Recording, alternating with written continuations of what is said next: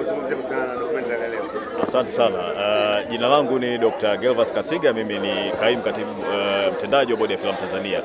Na tumekuja hapa kuangalia filamu yetu aina ya makala, maana kuna filamu za namna nyingi. Hii ni documentary ya The Guardians of the Peak.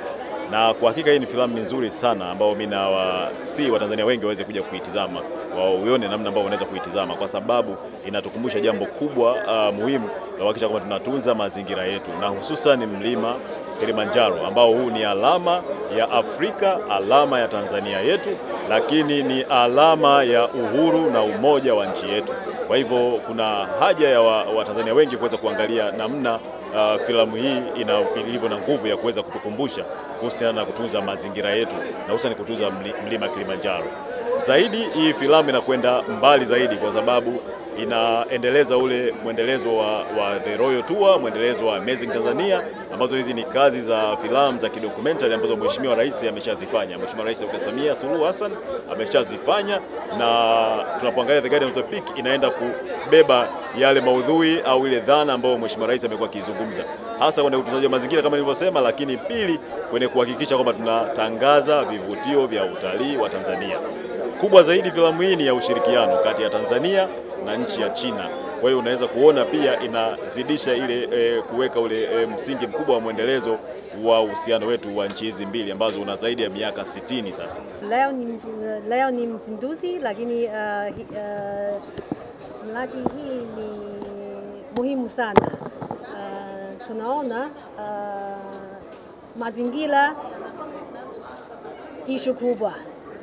Sasa tunataka watu wengi, watu yote unga mkono pamoja. Alafu fanye conservation, tunza, alafu boresha mazingira, faidika Tanzania. Maisha naendelea vizuri. Na pia Tanzania is a very rich country. Tafsiri yake inaonyesha ni kwamba tunaenda kufanya mabadiliko. Tunaenda kuwaonyesha watu kwamba kupitia tasnia ya filamu tuna uwezo wa kufanya vitu vikubwa tofauti na vile vitu ambavyo tumevizoea. Kwa hiyo hii imetufanya sisi tuje na mbinu nyingine mpya kabisa ambayo itatufanya tuweze kufika mbali zaidi, kuweza kuitangaza tasnia ya filamu kimataifa zaidi kupitia documentary, na pia kuweza kutangaza utalii wa Tanzania katika soko la China na dunia. Na sio kutangaza tu utalii, kwa sababu ukiangalia uhifadhi wa mazingira na utalii ni vitu ambavyo vinaendana. Kama ukishindwa kuweza kuhifadhi mazingira yako vizuri, basi na maana hata utalii wako hautaweza kustawi vile inavyotakiwa. Kwa hiyo sisi tumeiona ni fursa ya pekee kuweza kuitumia na tukalenga moja kwa moja kwenye mlima Kilimanjaro, kwa sababu tunajua swala zima au changamoto ambayo inatokana na mabadiliko ya tabia nchi yameweza kuathiri mlima wetu wa Kilimanjaro kwa kiasi fulani kila mwaka kwa kuweza kupungua kwa ile seruji. Kwa hiyo tumeona sasa tuje na mradi huu endelevu ambao ni mradi wa miaka 5. Mwaka wa kwanza ambao tumeanza nao ni mwaka jana, mwaka 2024. Leo tumeweza kuzindua, tunashukuru tumepata mwitikio mkubwa, watu wamekuja wengi.